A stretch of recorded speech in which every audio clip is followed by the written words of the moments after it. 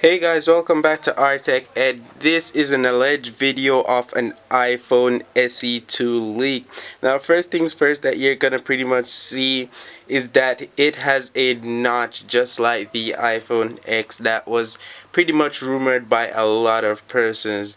We're not sure the dimensions of this phone, but it seems like a pretty bit larger than the 4.2 body of the older SE model, and it will pack a screen of by estimate 5.8 inches in this body.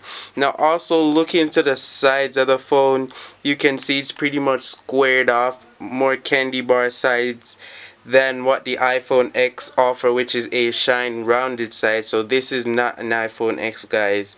It's pretty legit. And looking at the back of the phone, we can pretty much see that it almost looks matte or flat compared to the iPhone X's and iPhone 8's color.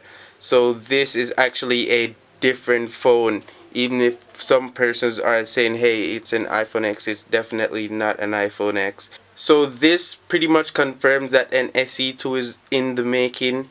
We're gonna stay tuned and keep you guys updated on this specific phone to see if it does match. It's pretty much legit if it's this.